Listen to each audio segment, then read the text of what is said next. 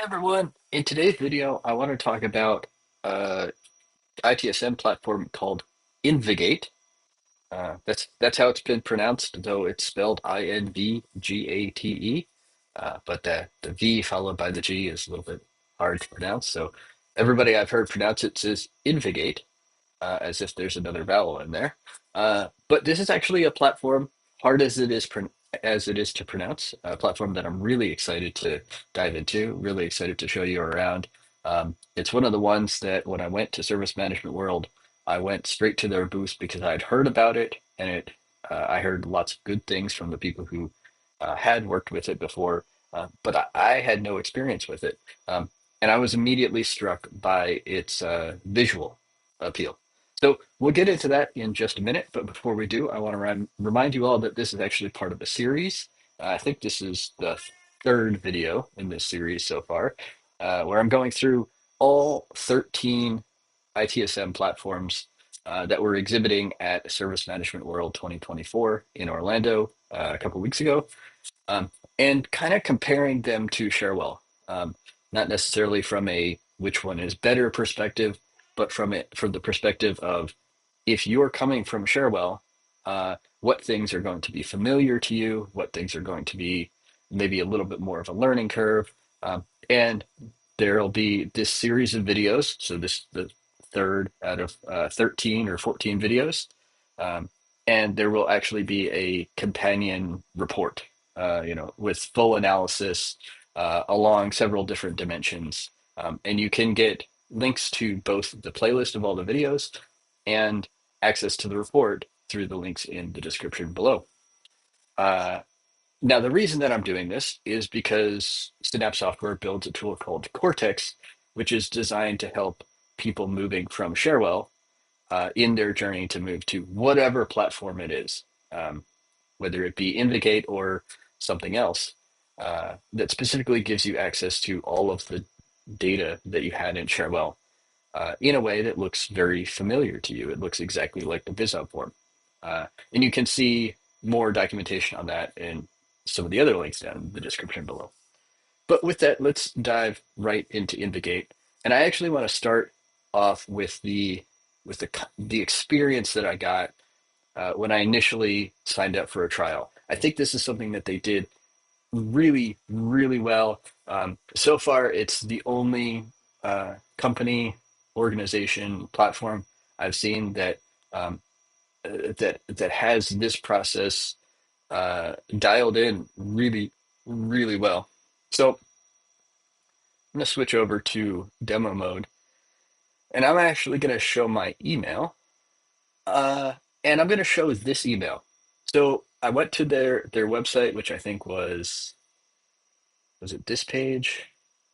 Yeah, you can start here. Get started for free, free trial. They've got all these buttons that basically say, here, jump into the platform and see what it's like for yourself. Now, their website is fantastically well put together. Everything on here is clickable and brings you to some information about some feature that documents it really well I'd say from a marketing perspective. So if you want to know all about the platform without even touching the platform, they have all of that information uh, available on their website. So far, it's the most well put together marketing site I've found.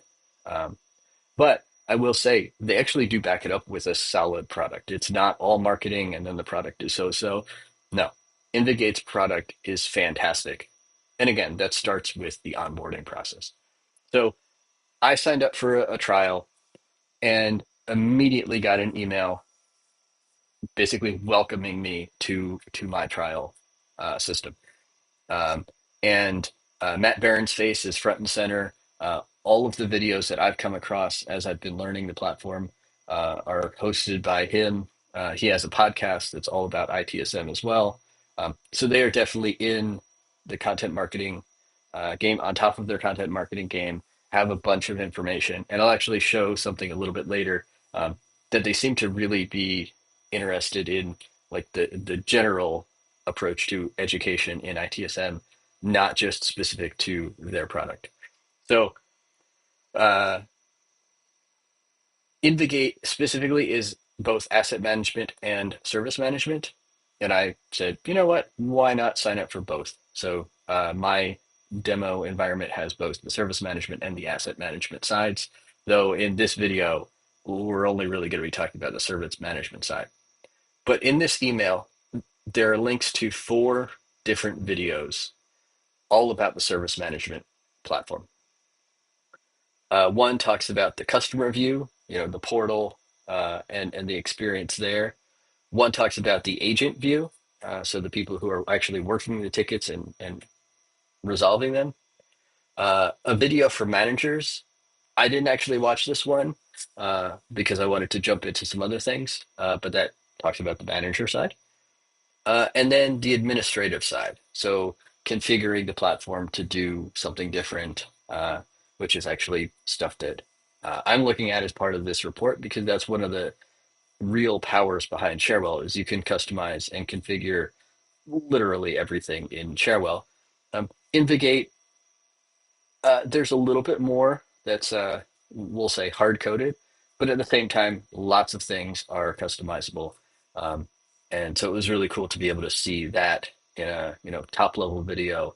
Um, and then when I wanted to get into some of the nitty gritty, the best resources that I found were actually the videos. So Matt Barron jumps into the platform and actually shows how to configure a lot of these things. So one thing that I mentioned is kind of the ITSM in general education. So under resources, they have these guides as well as enterprise service management things, a course, a book, case studies. They have their podcast, ticket volume, the YouTube channel, their blog, lots of content that's not just specific to their product, but to ITSM and ESM as a whole. So with that, let's actually jump into the platform. Now, what initially attracted me to the platform when I walked over to their booth was, first of all, they had lots of computers set up ready to demo the platform, and for good reason. The platform looks amazing. They really paid attention to the fit and finish, the attention to detail, the design. The UI is solid. The UX is not far behind. There are a couple areas where I was a little bit confused, but seeing some of the videos definitely helped me along. But the UI is phenomenal. I think it's the best looking ITSM platform that I've seen so far. Uh, and I would be very surprised if I found another one that looked better. Um, I might have some opinions like this bar on the left side feels a little bit big on my screen. If you have a bigger screen or a higher pixel density screen, it would obviously feel smaller. But at that point, we're splitting hairs, right? This screen looks phenomenal, and this is the first screen you land on. This is a dashboard, um, and you can actually see additional dashboards. So it looks like there are five what they call predefined dashboards built in. As far as I can tell, you can't edit them, but I was able to duplicate them, and I created this backlog copy, which is I just duplicated the backlog dashboard because I wanted to actually see what it was like to create a new dashboard. Uh, and the creation editing experience is pretty straightforward. I can click this edit button and I can edit any one of these widgets. So if I hit this configure button, we see basically all the dashboard widgets have these four aspects. And visualization, basically what type of thing are you showing? Like what visual aspect are you showing? Is it a graph? Is it a number? That sort of thing. What metric are you showing? What thing are you counting? How are you breaking it down? In this case, which one did I click? I think I clicked this one. It's not being broken down by anything, but if I go over here, which is a pie chart, obviously it's going to be broken down by type, and you can actually select multiple dimensions. Um, if you go back here, you have the option to drill down into further things. So this one doesn't have anything set for that. But let's say this one, I think, still nothing set there. Let's see. I don't know that any of these have a drill down set, um, but that's an option as well. So I created this little widget and basically said it's an indicator, but I want to break it down by category. And this is basically the total number of requests, which is their name for tickets or incidents, and break it down by category.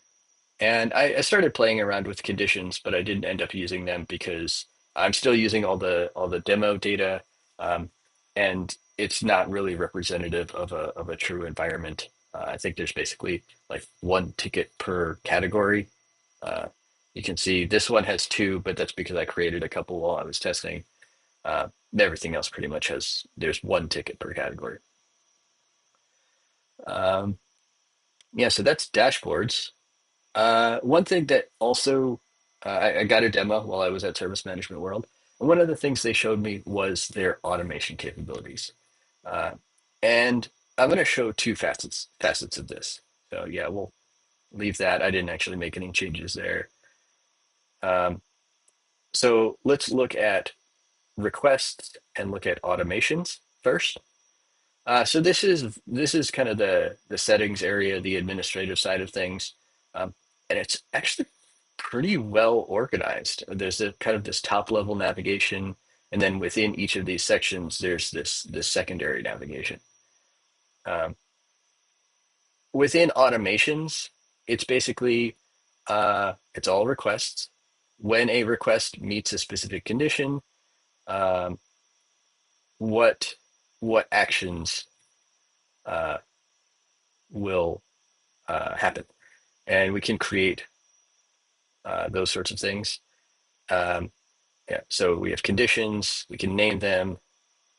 Actually, now that I think about it, yeah, the first to meet the condition, all that meet the conditions. So you can decide how you want the actions to execute. So if you want multiple actions to execute for a given request, or just the first one that matches. Um, but if we create an action, then we can set what those conditions are. So it could be something as simple as if the request is in this particular category, or if this request is logged by a certain person or from a specific group, you can handle like VIP tickets or something like that that way. And then you get into actions. And the sorts of things that are available in actions are, I think it's just these 10 items that you see here. Uh, and the biggest difference between what you see here and what we know from one steps is that each one of these are pretty isolated. So it's basically you have the ticket or the request, I should say, because that's the term that they use. You have the request, and you're going to add an observer, add a specific user as an observer to the ticket. You're going to change the category of the ticket. You're going to reassign the request. You're going to reassign the request. You're going to reopen the request. You're going to trigger an approval. But even if you have multiple of these in that list, they don't depend on the previous one. They don't get information from the previous one, as far as I could tell. If you are using InvGate uh, and have evidence to the contrary, certainly leave a comment down below. But as far as I could tell, each one of these actions was basically atomic, isolated, a thing that would happen. There's nothing stopping them from happening theoretically in parallel, right? They don't depend on each other. They probably do happen sequentially, but like you can't pass information from one action to another, as far as I can tell. And then other things, add tasks, change priority, reject, send an email, web service call. So a lot of the things that you're used to from one steps, but obviously one steps are far more capable. Um, there are a lot more, what do they call them? Sub actions, one step action types um, than uh, what are available right here. But that's not the only uh, possible way that you have to handle automation. There's also this workflows setup, which took me a minute to figure out. I actually did have to go to a video and see how to use this feature, which I believe is actually relatively new. From my discussions with the folks at the booth, it seemed like this was a reasonably new feature in InvGate, um, and kind of to mimic what you could do in Cherwell, though it does work in a little bit different way. And I think actually, in some ways, it makes a little bit more sense. You can think of it kind of like the one step that gets executed when you select in a service catalog, you select service category, subcategory. When you click to create an incident in Cherwell, there's a one step that fires. Well, in InvGate, well, if we go to catalog, we basically have the same sort of thing, though they're all just categories, and you can have as shallow or deep a tree as you want, which I think, in my opinion, this is actually the way to build a service catalog. Requiring the three tiers in Cherwell, that was always a little excessive in my opinion. InvGate, you can build as shallow or as deep a service catalog as you want. But if you go to, let's just look at this CRM one, assign to help desk or workflow. So this is basically the two things that can happen when you create a new request. It either goes to basically a team, um, I think the term that you would use in Cherwell, or it kicks off a workflow.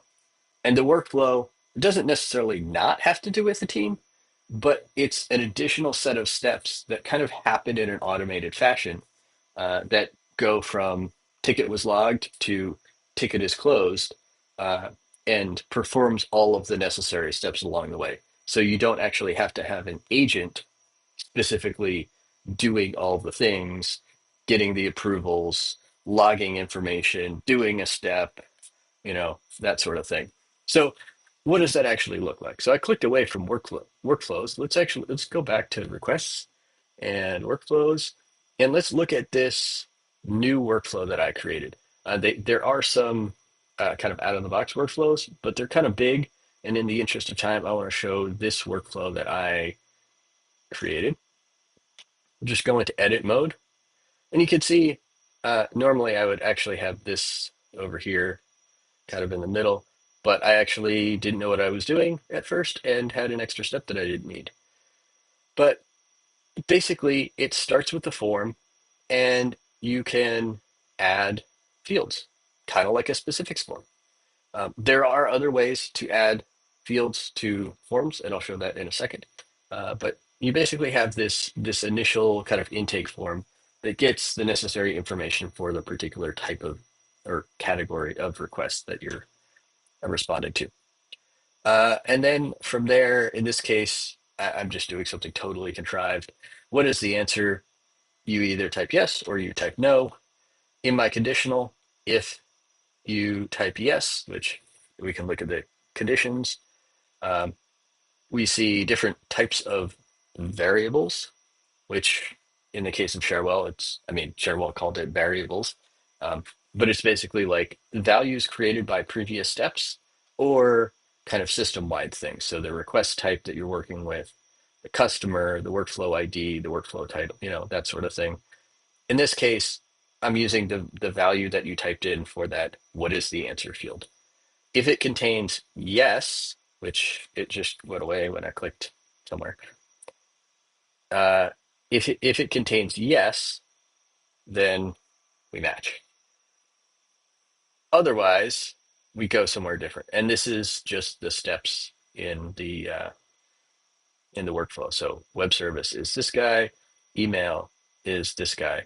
And if we go back to this visual editor, we actually see that the main difference is if I say yes, we call off to a web service and then send an email. Otherwise, we just send an email. So what do we do in that email? We have a subject of you said something, which I think I chose a variable from here, and it was, what is it? What is the answer? And then here's the result, and I chose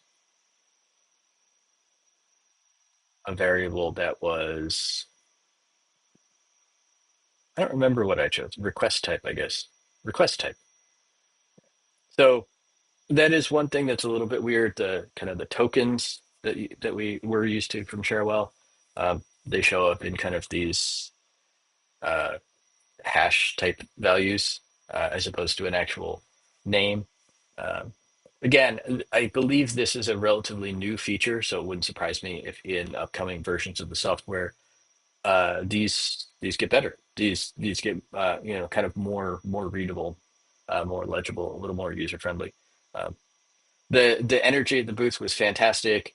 They all seemed really excited about what they were doing. So again, it wouldn't surprise me if they continue to iterate on this and improve it.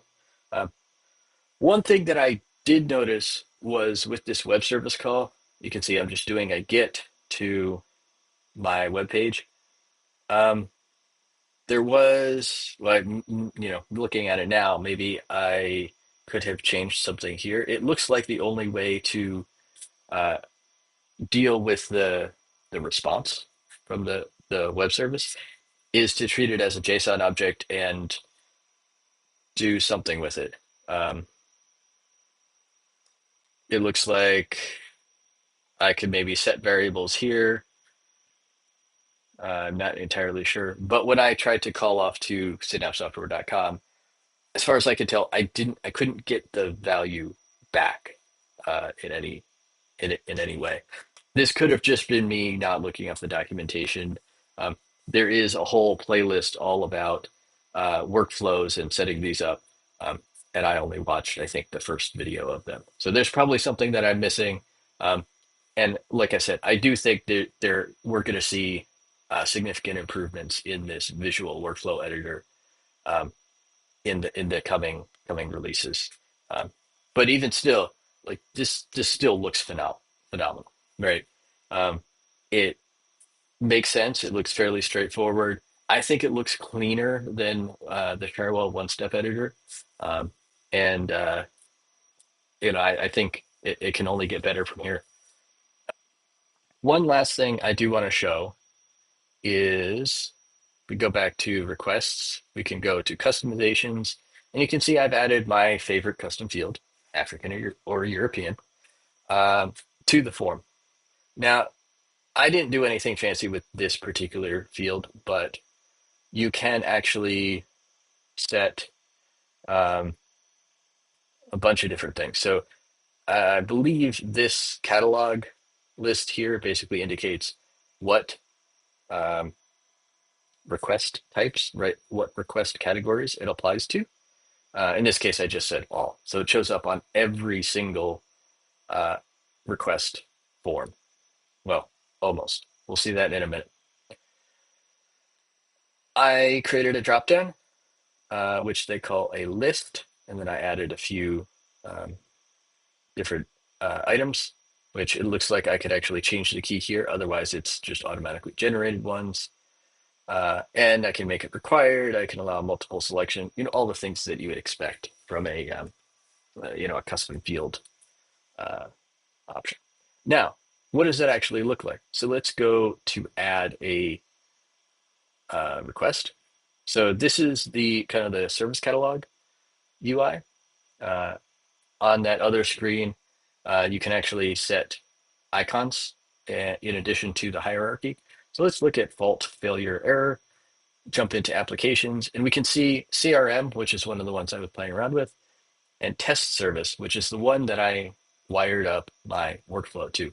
So let's look at the two different uh, views. So if I go to CRM and I click create request, we can see customer, which is me. I'm logged in as super admin. Priority, I can set a priority, let's say critical. And then here's my custom field, and this is where they show up. And then in the standard field, subject description, maybe optionally attach a file, those sorts of things. Um, and we can also see some other things that I have created. We have articles that I think these update as I type here.